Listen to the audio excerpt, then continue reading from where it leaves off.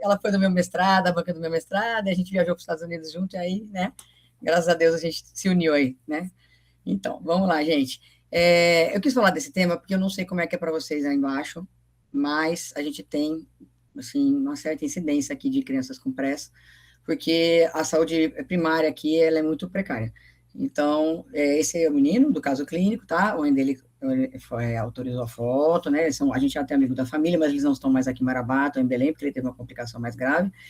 E falar porque a gente tem essa incidência fala muito a favor de você não fazer esse diagnóstico, né? Na atenção básica, de uma hipertensão, de um edema, de um quadro renal se instalando, e a criança já chega para a gente aqui, normalmente já com crise convulsiva, e a gente vai puxando a capivara, né? Com a crise convulsiva, você vai atrás, vendo o que aconteceu, quando você vê, normalmente aqui é por GNPE, principalmente, mas também por hipertensão, os casos que a gente tem aqui. Então, esse caso é interessante, porque ele foi uma num local atípico, a imagem, e aí eu vou descrever aqui para vocês, e depois eu, em seguida, falar um pouquinho de press quando terminar o caso clínico, tá bom? Esse aí é o Luiz Henrique, que é o nosso garotinho do caso clínico. Então, quando ele chegou, há um ano e meio atrás, 10 anos de idade, sem segmento médico regular. No período neonatal, a mãe falava para a gente que ele tinha tido uma internação com insuficiência renal aguda, com necessidade de diálise peritoneal. Ela não sabia explicar nada, que é muito difícil, os antecedentes, as pessoas realmente têm, às vezes, um conhecimento muito pouco, né, esse nível de formação e de educação. Uma cardiopatia congênita, relato materno, mas ela não sabe, não confirmou e não acompanhou, e nunca seguiu acompanhamento regular em nefrologia ou cardiologia pediátrica. Então, a ausência desse segmento ambulatorial, né, após o que aconteceu no evento neonatal dele, também tenha sido talvez um fator de risco crítico para o que aconteceu, né. Ele, 8 dias antes da internação, ele começou com dor em hipocôndrio direito, vômito e prostração. Manteve esse quadro, a mãe procurou postinho, depois procurou atendimento médico, trataram como infecção urinária. Não teve melhora clínica, 3 dias da internação com a gente na UTI, até o dia que ele internou, teve uma piora progressiva do estado geral, uma disfunção renal importante, uma oligúria, e fez uma crise convulsiva. Então, quando ele internou para a gente, ele já tinha uma deterioração clínica importante, e foi transferido, foi no hospital que a gente tem aqui, que é a referência que é a municipal, que é a porta aberta, e foi transferido para a UTI pediátrica. Então, a hipótese diagnóstica inicial aí de infecção urinária retardou um pouco o diagnóstico dele, né? Bom, quando ele chegou, ele estava com o estado geral comprometido, poucorado, agitado, tinha períodos de desorientação, e às vezes voltava, né, a ficar consciente, e alterações visuais. Um APA de 233 por 128, uma hipertensão arterial grave, neurológico com Glasgow de 10, fazendo estagma horizontal, as pupilas estavam midriáticas, mas ficavam fotorreagentes, né, na hora que a gente colocava luz, e o cardiovascular tinha um sopro sistólico importante, com as extremidades bem perfundidas. O diagnóstico foi de emergência hipertensiva. Realmente foi bem difícil. Esse menino, quando ele internou, eu fui até para Botucatu depois, 3, 4 dias depois, Jô, né, no congresso que teve aí, né, em novembro de 2024. Eu até acho que cheguei a falar com vocês esse caso, a gente teve muita dificuldade de controlar essa PA dele, muita. Mas eu vou contar aí durante o decorrer. Emergência hipertensiva com acometimento neurológico, né, presença de lesão de órgão-alvo em curso, exigindo redução pressórica imediata, mas assim, não podia, né, a gente reduzir muito abruptamente. E a gente não fez suporte ventilatório nele. Ele tinha rebaixamento desse nível de consciência, mas ele mantinha a via aérea pé, ventilação espontânea, períodos que ele parava, conversava com a gente, e nós decidimos por não entubar. Ok. As exames admissionais, né, 4,7 de creatinina, 202 de ureia, 118 de sódio, hemoglobina de 6,9, potássio 3,2 e albumina de 4. Então, uma disfunção multissistêmica, né? O fundo de olho dele mostrava uma retinopatia hipertensiva de grau 3, confirmação objetiva de lesão de órgão-alvo, né? E a decisão terapêutica imediata foi fazer hemodiálise. Então, ele fez hemodiálise, começou a hemodiálise, certo? Associado ao controle da hipertensão. O ecocardiograma mostrou o quê? Hipertrofia ventricular esquerda importante. Tá? Então, o ecocardiografista falou para a gente que essa hipertensão dele não era de agora, era de bastante tempo. Tá? Então, ele possivelmente tinha uma hipertensão não diagnosticada de longa data, que a emergência hipertensiva foi só que ele culminou com isso, né, com a doença renal, depois de um quadro que ele já devia estar instalado já fazia bastante tempo. Mostrando exatamente isso que acontece aqui.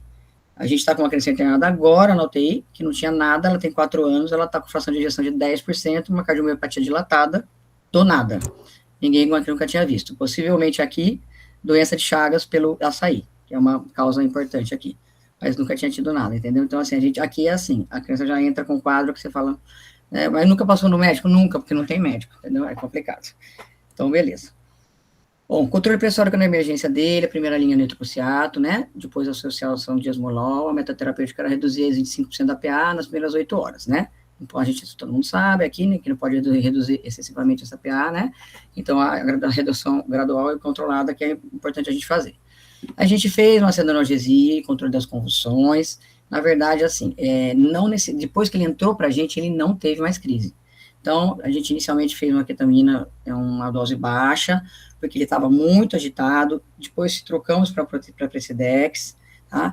E ele ficou flutuando no nível de consciência, mas depois ele estabilizou. E aí, por todo o contexto, vou mostrar as imagens em seguida, a gente pensou-se que poderia ser realmente uma síndrome da parte neurológica, uma síndrome da encefalopatia posterior reversível. O achado de ressonância magnética confirmou-se, que eu vou mostrar aqui para vocês, tá? E aí, os critérios diagnósticos de PrES, ele tinha todos, né? Encefalopatia, alteração de consciência, convulsões, tinha distúrbios visuais, tinha nistagmo, tinha cefaleia e tinha o hipersinal. Beleza, então vou tentar passar o vídeo aqui, vamos ver como é que vocês conseguem ver aí, e vou parando, tá? Essa aqui é a ressonância dele. Já vai mostrando, no próximo eu vou mostrar a imagem direitinho, ó. Aqui, ó, tá uma lesão. Depois eu passo de novo. Então, tinha uma alteração de sinais, sendo efeito expansivo, na região do bulbo, que é bem raro, né? Bem como pedúnculos cerebelais, aspecto distal da ponte, de características indeterminadas, né? Então, a sequência de difusão não demonstra de restrição, movimentação livre das moléculas de água. Isso significa o quê? Beleza, vamos lá. Aqui a lesão, e aí, bugou a cabeça do nosso neurocirurgião de lá, não tem neurologista pediátrico no hospital, a nefro discutindo o caso com a gente, a endócrino, a gente pensando no feocromocitoma, investigamos, não era um feocromocitoma, fizemos tudo que é exame, não era um feocromocitoma, pensou-se tudo para essa causa, e aí essa... Espera um pouquinho só, pera. Acho que não tá restrito, acho que principalmente na primeira hipótese. Eita, pera. Oh, meu Deus, não deu errado. É um áudio que a doutora Maria Clara Zotti, que ela é neuroradiologista lá da USP Ribeirão, eu mandei as imagens para ela, e ela viu as imagens e mandou 2 áudios para a gente, fazendo o diagnóstico possível. Na primeira olhada, ela falou que poderia ser PrES, né? Então, peraí. Eu vou voltar aqui, peraí um pouquinho só. Opa, não deu certo aqui. Mas voltar aqui. Tá voltando. Pera. Eu preciso voltar para o interior. Já vai, a gente tem a tecnologia, é um problema também, né? Vamos lá. Então, com essas imagens e com esse quadro clínico, a minha principal hipótese é síndrome de encefalopatia posterior reversível, variante tronco cerebral, né, com acometimento praticamente exclusivo do dorso da ponte e bulbo. Por que eu acho que é isso? Os diagnósticos diferenciais principais nessa situação seriam ADEM e infarto, eventualmente, né? Algum AVC. Mas, assim, a difusão não está restrita, então eu não acho que isso é um AVC. Se fosse um AVC, essa criança estava entubada, porque pegaria núcleo respiratório dessa região. Ela estaria no CTI, provavelmente, assim, pelo aspecto. O fato dela estar com tanta alteração na imagem e com pouca sintomatologia clínica, né, se não visitou nenhum acometimento de nervo craniano baixo, nada muito exuberante no exame neurológico, minha tendência é atribuir isso mais a uma alteração metabólica do tipo PrES, que faria todo sentido no contexto de pico pressórico, da hipertensão já crônica aí dela. Tá? Como é que a gente faz esse diagnóstico final, né? A gente tem que fazer um controle depois do controle pressórico, tá? Aí tem mais um áudio dela. Então, eu acho que eu ficaria principalmente na primeira hipótese disparada PrES, variante de tronco, é extremamente raro, tem pouquíssimos casos descritos na literatura, mas nesse contexto clínico, apesar de uma doença rara, eu colocaria como primeira hipótese, desde que a gente faça um controle recente, precoce, né, dentro de umas 2 a 3 semanas, pra gente ver se já vai ter tido algum grau de regressão com o controle pressórico, tá? E aí, nesse controle fazendo com contraste, a gente consegue variar melhor as outros diagnósticos diferenciais, como ADEM e imagemagamente neoplasia. Tá bom? Mas uma criança que a gente vai ter que seguir por neuroimagem até a resolução completa do caso, porque é uma manifestação atípica, né? Se realmente confirmar a PrES, é uma manifestação atípica, neuroradiológica atípica. Certo. Aí nós mostramos essas imagens para o nosso neurocirurgião, ele falou, meu Deus, essa criança está entubada, né? Está entubada, está ruim, não dá. A gente falou, não está nada, doutor. E a gente começou a controlar a PA dela, ele começou a ficar períodos de consciência cada vez maiores, conversando, respirando espontaneamente, sem saturações, sem nenhum problema, com esta imagem, né, no bulbo dele, da PrES aí, né, do edema que ele estava apresentando. E aí ele fez uma angiorressonância, ela falou que tinha que completar com uma angiorressonância. E a angiorressonância está aqui, Mostrou aí o laudo, né? Irregularidades no fluxo das artérias carótidas internas cavernosas, supraclinoides, bem como nos segmentos das artérias cerebrais médias bilateral, com redução dos seus calibres em até 50% sem francas estenoses. Aí o outro áudio aqui. Peraí, vamos lá. Em relação ao estudo vascular dele, é impressionante, né? É muito alterado. Em conjunto com a alteração de tronco, Cláudia, eu ainda acho que isso tudo faz parte da alteração relacionada ao pico pressórico. Então, eu acho que ele tem uma press e uma síndrome de vasoconstrição cerebral reversível. Mas é muito bruto. Eu fico impressionada com ele não ter tido AVC, com esse tanto de vasoconstrição, sabe? Isso realmente, com essa extensão, eu esperaria, talvez, algum grau, sabe? Poderia ter feito algum grau de AVC, porque realmente é muito extenso. Mas deixa eu só... Peraí, aqui. Deixa eu só avaliar só mais uma coisinha aqui nele. Não, realmente não formou nada. Então, assim, em associação com a história, com o padrão radiológico do parênquima e com o padrão do vaso, eu fico com síndrome de vasoconstrição cerebral reversível. A gente só consegue firmar esse diagnóstico com certeza retrospectivamente, documentando uma resolução do quadro. Beleza, então vamos lá. Então, a síndrome de vasoconstrição cerebral reversível, né, os estadios geográficos aí, seria devido à persistência de sintomas neurológicos após essa estabilização inicial.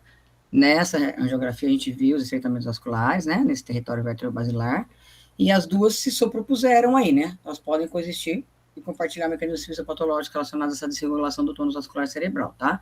Então, foi mais ou menos o que aconteceu nesta criança.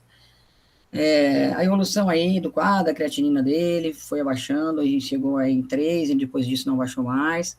Na emergência foi utilizado o dutiprusiato, esmolol, a sedação, amlodipina, doxazosina, hidralazina, espirono, amlodipina e hidralazina, tudo orientado aí pelos nossos cardios, nefros e a gente junto. Vou falar mais aqui, né, o amlodipina bloqueador de canal de cálcio, hidralazina vasodilatador direto, né, doxazosina alfa-bloqueador e a clonidina agonista alfa-central. A espirona a gente suspendeu por hiperpotassemia, iniciou, no começo usou, né, e depois suspendeu. Ele teve anemia significativa, até por causa da insuficiência renal também, teve um quadro infeccioso, né, de infecção de catéter, foi tratado, e fez uma colestase icterícia, que hoje, atualmente, um ano e meio depois, a principal complicação dele, além da insuficiência renal crônica, é o fígado. Ele tem alterações hepáticas muito importantes, e está sendo acompanhado lá em Belém. Depois eu vou falar mais para o final. Bom, evolução hospitalar, né, estabilização aí na UTI, controle pressórico, hemodiálise, a sedação, toda a melhora neurológica que ele teve, ele recuperou, gente, assim, tipo, em uma semana ele já comia, conversava, tudo normal com a gente, normal, assim, como se nada tivesse acontecido, tá? O desfecho tardio, né, depois ele teve alta com antihipertensivos orais, o desfecho tardio foi que ele evoluiu para renal crônico, faz diálise 3 vezes por semana, mora em Belém do Pará, não acompanha mais aqui porque os especialistas estão lá, né, lá tem o nefrologista e patologista pediátrico, não fez a biópsia renal, segundo a mãe, porque os rins já estavam muito atrofiados, e nós não descobrimos a causa, ele não tem uma etiologia, ele não tem a causa. Eu conversei com a mãe semana passada, ela disse que ele entrou no projeto Genoma, que eles estão tentando colocar ele para tentar investigar ainda a causa de tudo que aconteceu com ele, porque ainda, na verdade, é obscuro o que aconteceu. Ressonância nuclear magnética de 2 de dezembro, um mês depois, absolutamente normal, sem nenhuma alteração. Angiorressonância de 3 de dezembro, absolutamente normal, sem nenhuma alteração. O que confirmou o PRES e confirmou a síndrome de vasoconstrição cerebral, tá certo? Bom, no caso é esse. Aí falando aí, né, agora o notebook LM que fez esses slides, assim, bafônicos para mim, entendeu, gente? Então, vamos lá. Beleza. O PRES, vamos lá. Aí, por que o acrônimo PRES? Ele pode enganar. Porque posterior, não é apenas posterior, né? Afeta lobos frontais, especialmente em crianças, pode afetar tronco, cerebelo, mas nessa variante bulbo, segundo a Maria Cristina, ela diz que é raríssimo. Raríssimo, ela falou assim, ó, se confirmar, você tem que publicar esse caso. Reversível, nem sempre pode evoluir para isquemia irreversível ou hemorragia intracraniana, encefalopatia sim, né, vai de letargia até coma profundo, e é uma síndrome clínico-radiológica que exige o encontro de gatilhos clínicos, aí imagens específicas. Então, o que acontece? A quebra de barreira e o edema vasogênico. A falha de autorregulação por picos hipertensivos, quebra da barreira hematocefálica, o edema e a lesão endotelial direta. Ela não é uma doença única, né, mas é uma resposta cerebral heterogênea a insultos vasculares e endoteliais sistêmicos. mostrando aí como que acontece na criança, elas quebram a autorregulação cerebral mais cedo, né? Então, mais vulneráveis, diferente dos adultos, elas reajustam sua curva de autorregulação para a direita. As crianças têm limiares absolutos muito mais baixos, né? Então, a PAM, que parece moderada para um adulto, pode induzir uma falha de autorregulação mais catastrófica, hiperperfusão numa criança. Mostrando os caminhos distintos que ela pode convergir para edema cerebral, né? Pico hipertensivo, quebra da autorregulação, imunossupressores, sepsis, autoimunidade, toxicidade endotelial e a disfunção de barreira por perfusão cerebral e o vazamento capilar e edema vasogênico. Os gatilhos clínicos aí que podem acontecer na pediatria e no adulto, né? Condições autoimunes, vasculares, toxicidade, eclâmpsia em mulheres e flutuações pressóricas agudas. E a tétrade clínica que exige rápido reconhecimento da emergência seriam crises convulsivas, né, 75% a 90% dos casos. Aqui, a gente normalmente faz esse diagnóstico de pré nas crianças que elas abrem com crise convulsiva, né? E são encaminhadas para a gente para a UTI, porque tiveram crise convulsiva dentro da UTI que a gente faz o diagnóstico normalmente. Encefalopatia, estabilidade mental, variante de sonolência leve até confusão, distúrbios visuais e cefaleia. O início, as crises geralmente da crise convulsiva, né, são a regra, não a exceção, normalmente. Elas são tônico-clônicas, generalizadas. Qualquer paciente com pressa, rebaixamento persistente do nível de consciência tem que fazer eletroencefalograma, é mandatório. O risco oculto aí, né, de estado de mal epilético, não convulsivo existe, né, mas normalmente não acontece. E o prognóstico, ela pode, da epilepsia pós-pressa é rara. E a tomografia normalmente mente, né, a ressonância magnética, ela revela a verdade. A ressonância que é o padrão ouro, tá inquestionável, né. A sequência FER revela as hiperentensidades bilaterais e simétricas na substância branca, e na tomografia, ela tem baixa sensibilidade para esse edema subcortical, então pode parecer completamente normal em estágios iniciais. Mostrando aí, ó, o PRES, o edema vasogênico, né, e o AVC isquêmica, edema citotóxico, a diferença dos tipos de edema, né, e da imagem, onde a gente veria a imagem. E a topografia atípica é frequente nas crianças, assim, de lobo frontal, cerebelo, gânglios da base, mas bulbo não é tão frequente, né? Não, na verdade, é muito pouco. Existe a variante tronco encefálico, que é a apresentação severa isolada no tronco, ponte. Pode simular uma isquemia vértebro-basilar, tá? Mas é reversível com manejo adequado aí da PA. E aí, diferenciando aí a PRES da vasoconstrição cerebral, reversível, e cefalite e o AVC, né? Então, assim, mostrando pelas imagens, né, e pelo tipo de quadro clínico, que seriam os diagnósticos diferenciais maiores aí. Entre PRES e ADEM, que ela chegou a comentar, de ADEM, né, a gente também tem alguns casos de ADEM aqui, o contexto é o pico hipertensivo, a doença renal crônica, né, tudo, a lesão predominantemente assimétrica, né, edema cortical e parieto occipital, o tipo de fisiopatologia e a resolução. No ADEM, normalmente pós-infeccioso ou pós-vacinal, lesões desmielinizantes, assimétricas, né, grandes, algodonosas, diferente, né, das lesões da PRES. Fisiopatologia imunomediada, a resolução é lenta, né. Então, a investigação laboratorial imediata foca em causas ocultas e disfunção orgânica. Então, função renal e eletrólitos, rastreio hematológico, neuroimagem urgente, né? Eletroencefalograma, que, ok, não temos no hospital e não fazemos eletroencefalograma. Tudo bem, é um hospital regional público do sudeste do Pará, uma região de 1 milhão de habitantes que atende 21 municípios. É sobre isso. E trabalhamos com o que temos. Função lobar, apenas suspeita de meningite e encefalite infecciosa. A regra de ouro, então, né, na pressa, seria o controle pressórico, a redução lenta, né, da pressão arterial, tomar cuidado com o período de hipotensão, e evitar dispersão excessiva de horário de ação lenta no começo, devido à absorção imprevisível e risco de hipotensão reversível, certo? Mostrando aí a janela de reversibilidade, pode se fechar com hemorragia ou isquemia, podem ser complicações, tá? Então, pode levar a uma isquemia, como ela falou também no áudio, né? E pode dar uma hemorragia intraparenquimatosa. Isso pode ser uma complicação. É pouca porcentagem, 2,2%, né? Os fatores de mau prognóstico aí no PRES. Então, assim, os passos seriam, na criança ou no adulto com crise convulsiva mais pico hipertensivo, né?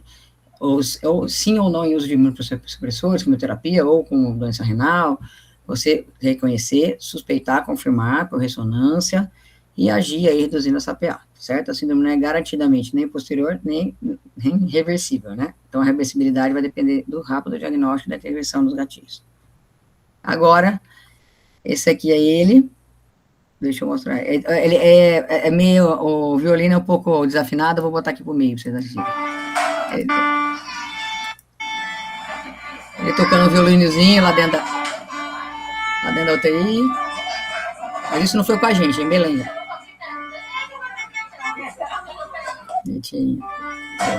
E o próximo aqui. Oi, doutora Cláudia. Eu tô bem, tô fazendo hemodiálise 3 vezes na semana. tô estável. Como estão todos por aí? Fofinho. Pronto, pessoal, vamos lá. Beleza. Para compartilhamento. É isso. Vamos lá. Falou rápido, né, Joca? Opa, peraí, que eu não tô te ouvindo. Você não tá te ouvindo, Joca, não tô te ouvindo. Não, eu só estava pensando mesmo, não estava falando. Mas, Cláudia, que belo caso mesmo, hein? A Cláudia está fazendo a estreia aqui com a gente oficialmente hoje, né? Eu não sei se alguém quer fazer um comentário ou se eu já posso largar. Posso tocar, Joelma? Então tá, eu tenho umas coisinhas, cinco coisinhas, na verdade, bem simplórias, né? A primeira é que eu acho neuro muito difícil.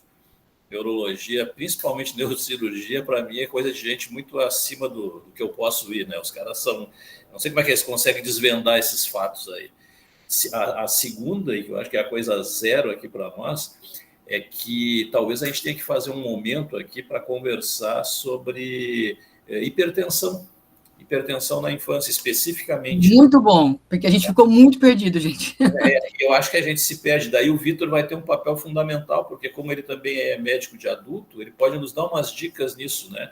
Porque assim, ó, o nosso papel aqui é discutir os casos, tentar ver os protocolos, discutir as rotinas, mas principalmente valorizar o emergencista, né? É ver o que o emergencista pode fazer. A gente está fazendo parte de uma história que é trazer o médico que assistente era de UTI, fazendo uma assistência de ponta dentro da emergência, né? E tu traz um caso para a gente que é muito isso. Porque assim, aqui no nosso meio, esse paciente de arrancada pelo nível pressórico dele, pelo sódio de 118, uma ureia de 300, de 200 e qualquer coisa, esse paciente a gente encaminharia para UTI, sabe? A gente, não sei se a gente teria a custódia na emergência com o peito que vocês tiveram aí, com a coragem que vocês tiveram, né? Então, assim, e que bom, porque isso de alguma maneira valoriza tanto a investigação, quanto o diagnóstico, quanto as coisas. A gente tem um pesquisador em cardio de adulto aqui, que é o Fux, e o Flávio Fux. O Flávio é um da aula de farmacologia desde o início da faculdade para todo mundo. Ele é maravilhoso, Joca. Tu conhece bem ele? Eu adoro ele. Conheço muito, né? O Flávio foi meu professor, me ensinou uma série de coisas, mas principalmente até bem pouco tempo ele ainda estava pelo hospital. Ele se aposentou. Ele tinha um livro maravilhoso antigamente de farmacologia chamado Fux, né? Ele atualiza esse livro ainda? Ainda tem atualizações, né? Pois o Fux fez uma pesquisa agora recente, assim, a última publicação dele fala dos níveis pressóricos, principalmente o nível mais baixo, assim, para se considerar que é hipertensão, que não é mais o tal de 120/80, que em adulto a meta está sendo 75. E eles estão colocando muito isso. Imagina em criança o que a gente faz, né? Criança não faz muita hipertensão. E aí entra no lado da gente emergencista. Primeiro, tu utilizou telemedicina, que coisa legal, né? Olha que coisa maravilhosa tu poder contar com gente que é de São Paulo, que pode te dar um suporte numa zona que tu não tem. Tratou inicialmente dentro da emergência, usou os critérios. E aí eu entro no aspecto clínico propriamente dito e já estou encerrando, tá? Porque assim, ó, o que causa AVC em criança, né? São pouquíssimas coisas. Então, coisas para se investigar. É claro que tem um fenômeno meio vascular desse tipo, malformação vascular, mas também tem o COVID, foi uma das coisas que trouxe quadro relativamente novo de AVC para a gente, e o clássico famoso que é anemia falciforme. Então, eu não sei se vocês chegaram... Aqui tem. Muito. Né? Vocês chegaram a investigar alguma coisa nesse sentido, porque realmente é uma curiosidade, especialmente porque o paciente ficou magnífico. Ele toca violino muito melhor do que eu vou tocar a minha vida inteira, ou AVC, sem AVC, qualquer coisa, né?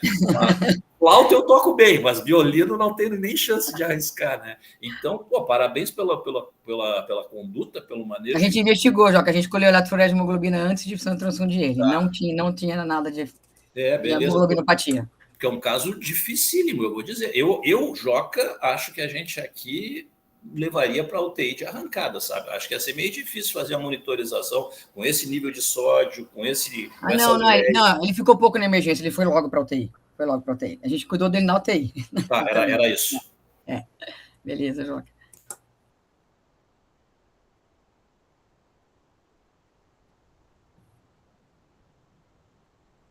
Vitor, levantou o dedinho.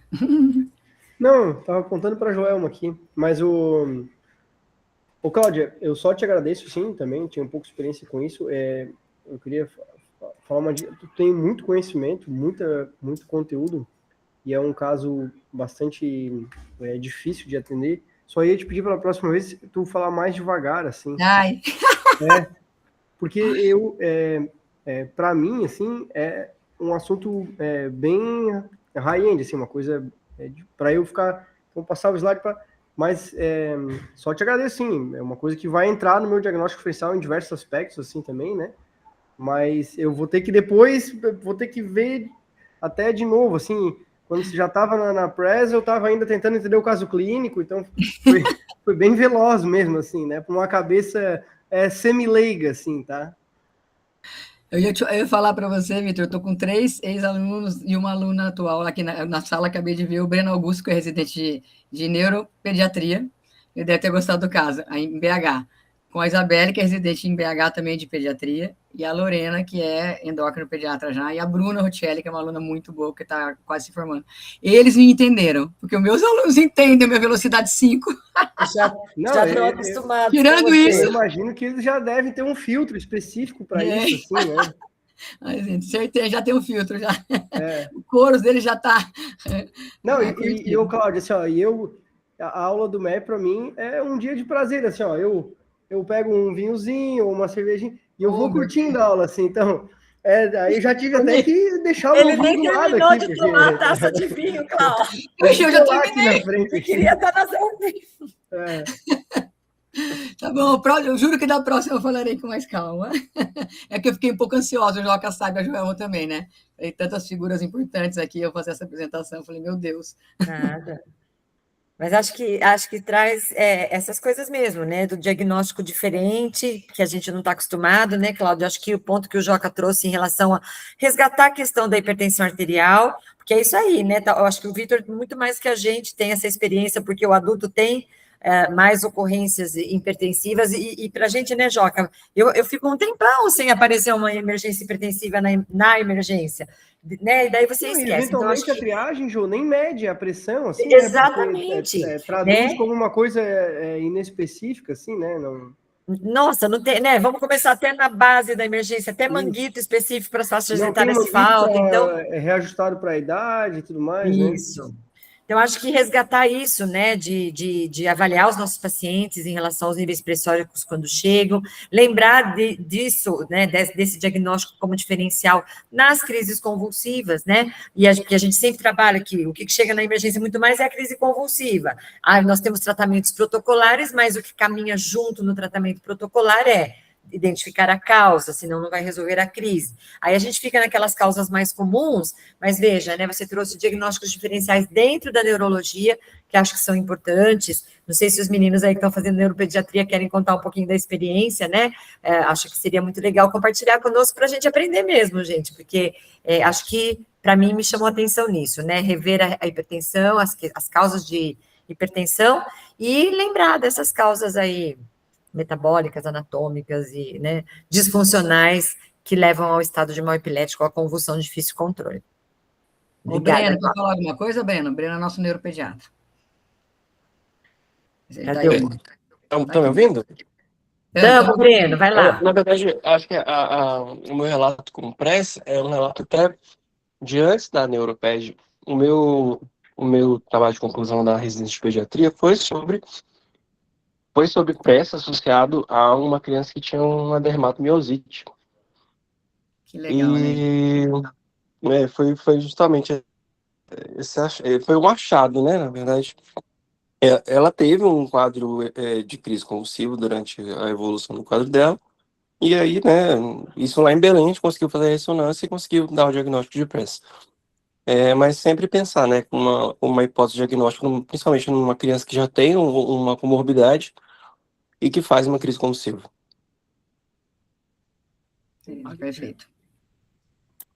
Breno, e as comorbidades mais comuns são as autoimunes, as renais, Exato, as mais frequentes as mesmo, tá? reumatológicas, né? O lúpus, Reumatológicas, né? Tá bom. Oncológicas, eventualmente, com algum medicamento, né? Sim, também. Tá, joia. Obrigada. Oi, pessoal, boa noite. Eu Oi, vou. Lô! Tudo bem, Jô? Como é que você Tudo tá? jóia? Compartilha aí conosco. Boa noite, pessoal. Eu sou Lorena, eu sou recém-formada em Endocrinoped, sou colega de turma de Breno e acostumada já ao áudio 2 vezes de Cláudia no Basal. Mas a minha experiência com PrES, na verdade, é porque o hospital que eu fiz residência em pediatria foi o Daci Vargas, em São Paulo, que é um hospital infantil e a gente era referência para doenças nefrológicas. Então, eu já tive 2 casos de pacientes com doença renal crônica, mas já sabida, e que já fazia acompanhamento, fazia hemodiálise no hospital, de forma intermitente. E o primeiro, né, um dos casos foi realmente uma criança pequenininha, de 4 anos, que também teve crises convulsivas, mas o desfecho não foi tão bom. Ele acabou falecendo por conta ele foi esses 2,2% da mortalidade. Então, ele teve a prese, teve a síndrome de vasoconstrição. A gente lá não conseguiu fazer a angiografia, então a gente, né, num momento precisou transferir, porque no hospital só tinha tomografia, não tinha ressonância. Fizemos a ressonância, tinha esse padrão, mas não era, né, era o basal mesmo, cortical ali. E ainda assim, mesmo com vários antihipertensivos, ele acabou falecendo. E o segundo também foi por doença nefrológica. Eu não me recordo qual era a base, se era o rim policísticos que teve. Ele também tinha uma repercussão hepática por conta dos cistos também. Mas esse a gente conseguiu, ele teve, né, nos primeiros 2, 3 dias do quadro, teve crise convulsiva, mas conseguiu controlar, e depois a gente conseguiu controlar a pressão. Mas, assim, são casos que, quando você vê um caso na residência, quando você vê uma criança com uma pressão, né, ou em emergência hipertensiva, é uma coisa que você vê e que vai te marcar, porque é difícil a gente ver, né, na pediatria emergências hipertensivas dessa forma, né, com sistólica de 200 para cima. Então, a gente já fica meio ressabiado, assim. Ô, Lore, você não viu feocromocitoma na residência? Vi Menor? também. Aí tinha pressões muito altas, né? Sim, mas não associada à crise convulsiva, Tá. né? Era mais raro da gente ver. E vinha mais por conta, né? A hipertensão, na verdade, era um achado, porque vinha com tremor, vinha com sudorese, com diarreia, então com sinais realmente, né, Mas, adrenérgicos ali, e aí a hipertensão a gente achava nesse caminho, né, a cefaleia e tudo. Mas com crise convulsiva, realmente, os que eu vi foram de nefrológicos, né? tem um gatão aí querendo participar, né, Joelma? Olha, meu Deus, que gordo. A minha aluna Alexia também está na sala. Obrigada, viu, Alexia, pelo prestígio. A Alexia e a Me Bruna chama de Rutieri, gordo, maravilhosa. senão a Lorena vai me criticar. Deixando os fios gordos. Beleza. Mas alguém gostaria de dar um pitaco, contar a experiência, tirar alguma dúvida? Acho que é isso, né, Joca? Não, esse é um Cláudio, Se eu posso dar uma faltou palavrinha? você. A Faltou Claudinho. você. Tudo bem? É rapidinho, eu só fazendo a propaganda aqui da orla aqui de Maceió. Ah, É bom para andar a qualquer horário, viu? Inclusive à seu noite assistindo a danado. aula de vocês. muito bom. Eu queria só lembrar um caso interessantíssimo. Chegou lá na emergência nossa, lá do HGE, de uma criança que chegou com um quadro convulsivo, uma criança aproximadamente de 10 anos, ficou lá por 24 horas, teve avaliação do neuro, e aí precisou que um pediatra básico fosse verificar a pressão arterial da criança. A criança tinha um quadro realmente de convulsão, encefalopatia hipertensiva, e era uma síndrome nefrítica. Então, chamando a atenção para coisas básicas e que muitas vezes o colega pede logo a avaliação do especialista, e como pediatra a gente precisa fazer o nosso dever de casa, que é fazer aquela avaliação sistemática que a gente aprendeu no PAUS, né, que é não deixar de ver a pressão arterial também, né, de todo paciente grave que chega para a nossa emergência.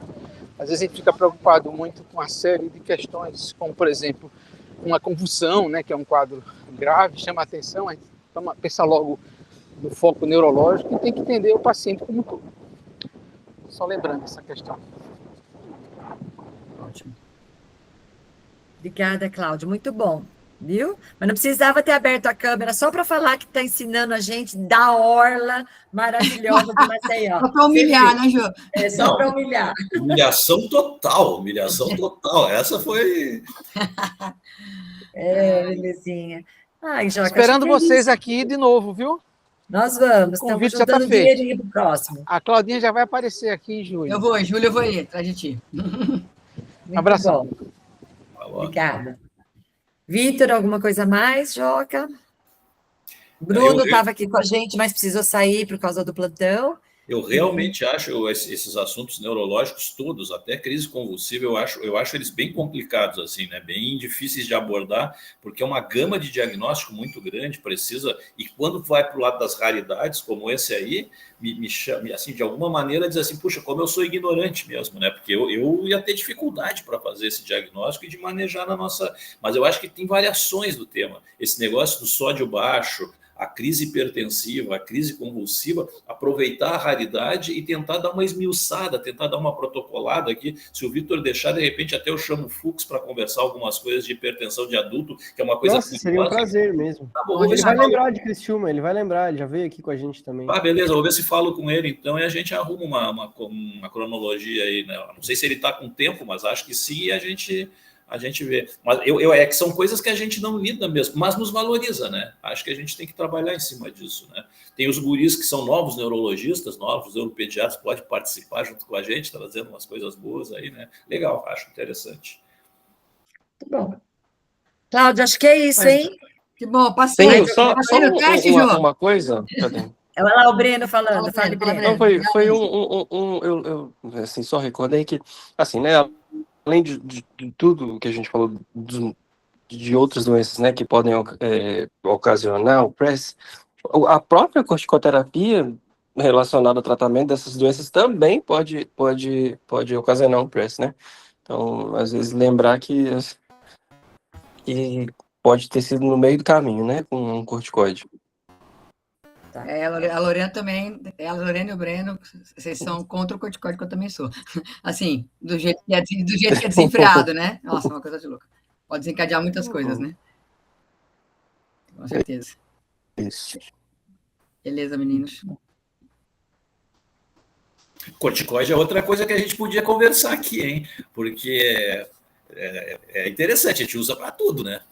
A gente usa demais, né? E acho que a medida exata e as indicações mais precisas, a gente se perde muitas vezes. É verdade, né, Joca? Podemos montar um tema desse aí. É uma coisa interessante, eu pensei na farmaco aí, por isso que estou falando, né? O corticoide é interessante, quando eu falo para os alunos, eu digo o corticoide é mais inteligente que nós todos, né?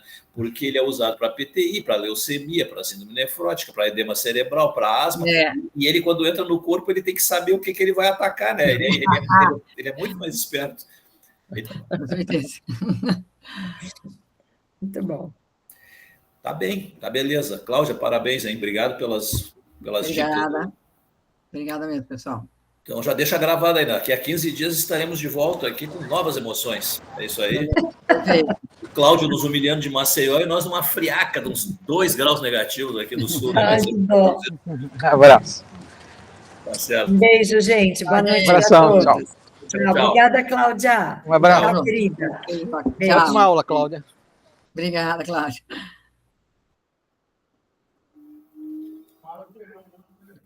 A Mara?